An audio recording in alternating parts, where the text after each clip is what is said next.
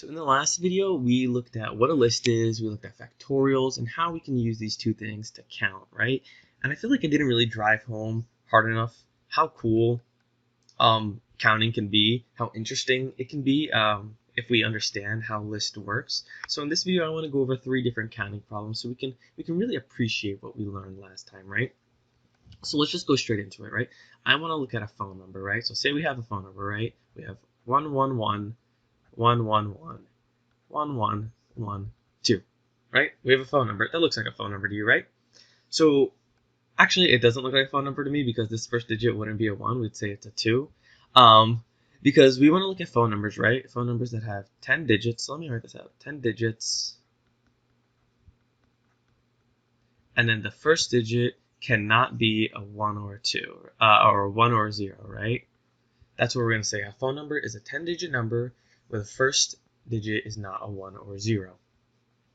And we can look at a phone number as if it were a list, right? So let's look at our phone number, right? We could say it's a list with the elements 2, 1, 1, 1, 1, 1, 1, 1, 1, 2. Hopefully I didn't mess up the amount of ones there are, right? But this is a list, right? You could see that we have repeated elements and that the order matters. If we've swapped the place of our 2 or our 1, we'd have a completely different phone number, right?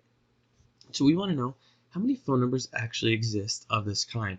How many 10-digit phone numbers are there where the first digit can't be a 1 or a 0? Now, if you remember from the list video, we can count this out by just multiplying the amount of possibilities we have for each element in our list, right?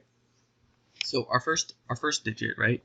It can't be a 1 or a 0, but it can be 2, 3, 4, 5, 6, 7, 8, or 9, right? So we have 8 different possibilities for our first element, right? Now our second one, we don't have any restriction on that. We can include a 1 or a 0, so we're back to being able to use 10 different numbers, right? And since we can use the same number over and over again in a phone number, our amount of possibilities per digit isn't decreasing, right? So our third element has 10 options, our fourth has 10, our fifth has 10, and so on until we get to our last one, which has 10 options, right? So we have 8 possibilities for our first element, and for the other 9, there are 10, right? So we're multiplying 10 9 times, so it's just 10 to the 9th. And this is our answer. This would be how many phone numbers exist that are 10 digits long without a 1 or a 0. We have 8 times 10 to the 9th. And this is cool, right? The question wasn't that difficult. How many phone numbers are there? But you got to do some cool little math, and you can flex on your friends your knowledge if you understand all this stuff, right? So we're going to do a different counting problem. We are going to look at license plates, right? So let's say we have a license plate, right? And our license plate can be of the form ABC 1, 2, 3, 4. This is the form we are sticking with. So if you haven't caught on, the first 3 elements in our let's write this in list form, right? A, B, C. Those are commas. A, B, C, 1, 2, 3, 4. The first 3 elements can only be one of 26 letters, right? And we could say letters can repeat. So we can have A, and then we can have 1, 1, 1, 1. So numbers and letters can repeat. So we have one of 26 options for our first 3 elements. And then we will include 0. So you can have 0, 1, 2, 3, 4, 5, 6, 7, 8, 9. So we have one of 10 different numbers that we can have for each of the numbered elements, right? So based off of what we just did with the phone numbers, try and think about how many license plates we can have of this form, right? So let's look at this, right? Our first element, let's go back to our pink color. Our first element has 26 options. Our second element, we can repeat elements, right? So we can have the same letter, so the amount of letters we're choosing from stays the same, right? So we have 26 letters for our second one and 26 for our third one. And like I said, we have 10 digits in total to choose from for our numbered elements. So we have 10 times 10 times 10 times 10, right? And then to write this out a little nicer, we'll say that we have 26 to the third times 10 to the fourth different license plates where the first 3 digits are letters and the last 4 are numbers, right? So these are cool. I hope you're enjoying this just as much as I am. Because we're not even really doing real math. We're not talking numbers and stuff. We're talking about phone numbers. I guess that's a number, and license plates, you know. But we are going to get into a little nerdy thing right now. We're going to get into some binary stuff. So we say, you may have heard of what a bit, maybe. And bits are just strings of numbers, right, that are only 1 and 0, right? So we have they wouldn't have commas. So let's say this is a bit, right? We have 1 0 1 1 0 0 0 1, right? That's a bit. Any sequence of ones and zeros, okay? There we go. Um, and so we want to know, if I have a bit, right, of length k, right, so we don't know how long it is, it's an arbitrarily long bit of length k. How many different bits of length k exist? Now this is an interesting problem, and you can figure it out with just the information I've given you. It's arbitrarily long, right? It's of length k, so we're going to have an answer in terms of k.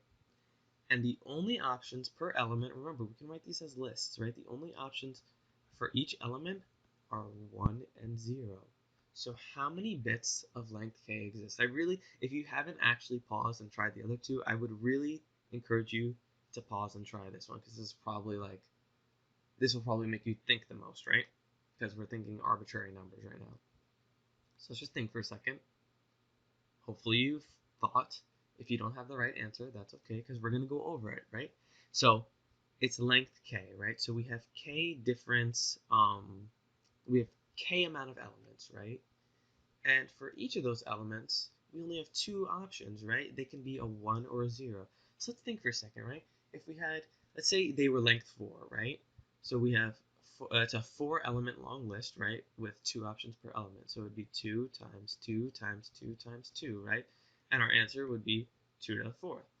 What if our bit was 2 elements long, right? That's just 2 times 2. That's 2 squared, right? What if our bit was 6 elements long, right? Well, we're going to have 2 to the 6th, right? But I said this is k long, right? This is an arbitrary length, k, right? Where each element has two options. And you can see from our pattern, right? If it was 4 long, it's 2 to the 4th. If it's 2 long, it's 2 to the 2. If it's 6 long, it's 2 to the 6th. So if we have a k length list, right, we are going to have 2 to the k 2 to the k amount of bits we can make that are k long, right? And it's like, okay, Johnny, why are you asking me about this arbitrary length, right? Well, if we know the general form of an answer, we know the answer automatically for any specific form. I just told you that any bit of length k, there are 2 to the k possible bits of k length, right? So if you give me a number for k, I can always tell you how many bits exist, right? Now, if you tell me that there are we're looking at how many bits are length 10. Well, we know if it's length k, it's 2 to the k. So if k is 10, we have 2 to the 10 bits, right? See, this is the cool thing. When we know the general answer for something, all we have to do is plug in a variable. It's super cool. Discrete is cool, and now you know how to do some cool counting problems with it. So if you made it to the end of this video, thank you for watching. I really appreciate it, and I hope you learned something.